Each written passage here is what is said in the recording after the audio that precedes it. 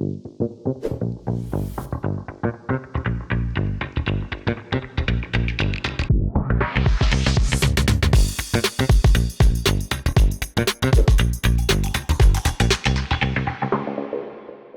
to be joined today by Shilpi Gupta, who is the founder of QYN Labs. Welcome, Shilpi. Do you want to give everybody a quick intro to yourself and your business?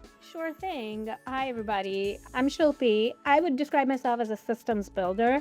I have spent my career building in consumer robotics and warehouse robots with Amazon Robotics, where we built large-scale physical AI systems that are behind the Prime One Day program today. And through all of this, what I've been fascinated with is how intelligence flows from software into the real world, how multifaceted systems like sensors and software and models work together with real world constraints. So, with this kind of fascination in systems thinking, I've started my company QYN Labs today. It's not in warehouse robotics. It's actually working with biology. It's a longevity tech startup. And what we're building is a sensing and intelligence solution for human hormones. Yeah, perfect. And what personal frustration or pattern kept pulling you towards that particular problem? So it is hormones are a critical piece of our total health, right? So I would in fact describe them as our control system. And we had very little visibility into this control system of ours. And as an engineer, I've always been fascinated with control systems, right? I've worked with logistics and robotics and feedback loops. And not having the information around our own control system bothered me. I went through my own health journey and I validated that hormones are the least understood of our anatomy amongst, thousands of women and men. And I know that this is a real problem. So what we're now doing is, and we measure everything real time, right? We measure finance, we measure productivity, but not hormones. They're only in labs, maybe. Right. And so we're going to change this asymmetry. We're going to bring this data and this intelligence into the mainstream and work with it so we can live healthier and better. Fantastic. So when did this shift from being interesting to I have to build this? So I think the way I would describe it is that, it has always been something that's nagged me and has been very interesting to me as a problem, right? The moment that this became from interesting to conviction is when I saw that sensing became way more powerful, way more mature, right? AI became mature enough to discern signals from very noisy biology. So our building blocks became real, they became available and mature. And so that's when this became more from a philosophical frustration to more of an engineering problem to solve. And that's when I had to do it. It became an obligation for me. Yeah, brilliant. And what did you have to unlearn to start the company? So I think I would describe that as you must work with certainty and conviction as a founder. And oftentimes that has to come before you have loads of data analysis or consensus, right? In large companies, you can wait for alignment. You must have alignment and you must have consensus, certain amount of data to move forward. And as a startup, you have to do kind of the same, but in a way more nimble, frugal, and a smart fashion. So, which means you run your experiments to deal with ambiguity, but do it so that you get just enough information and you don't boil the ocean. Perfect.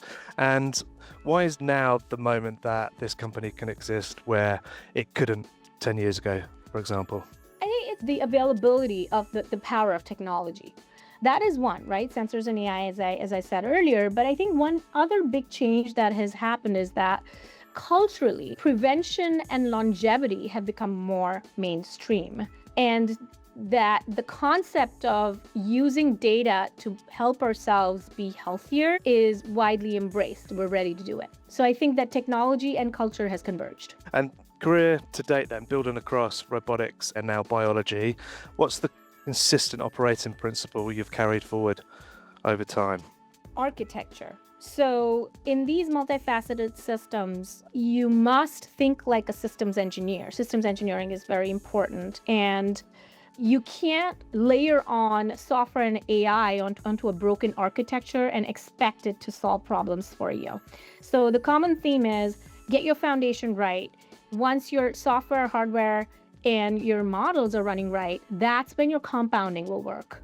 And you can't do it the other way around. Yep. And what pattern do great product builders understand that others miss?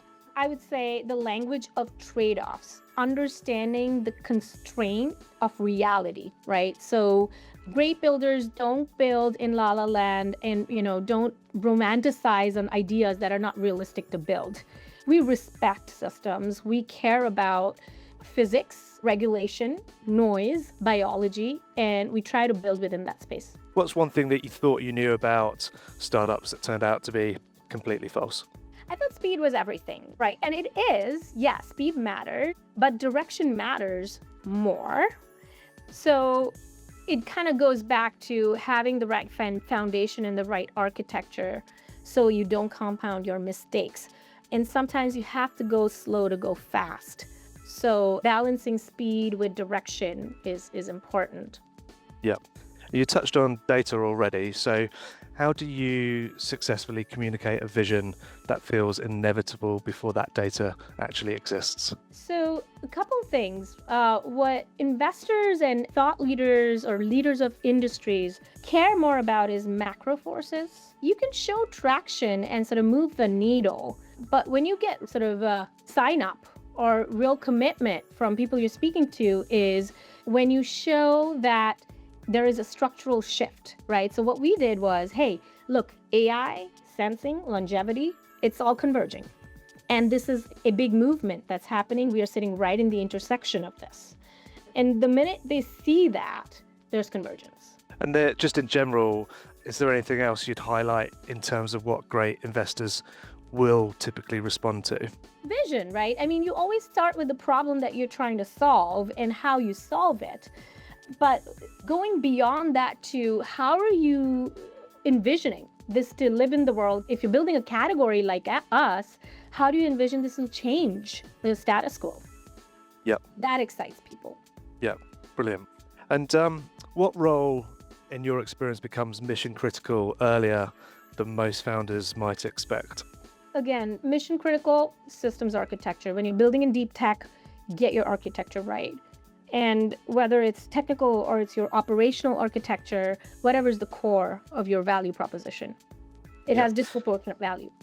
Yeah. And in your experience, how do you distinguish talent from true builders?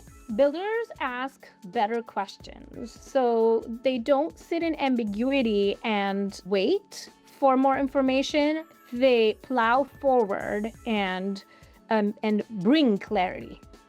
So they talk about edge cases early and define the area that we're going to address. So moving on to talk about the Boston startup ecosystem, what do you see that Boston does uniquely in terms of getting it right about deep tech and longevity? Yeah, I think Boston is it's got depth with the kind of talent and the science-backed culture we have.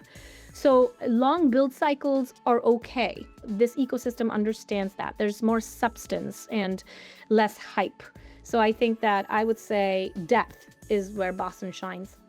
And because of that, what kind of founder do you believe thrives in Boston versus maybe San Francisco? I'd say who can build deep tech with patience is the kind of Boston founder. Does that patience come naturally to you, Shilpi, or?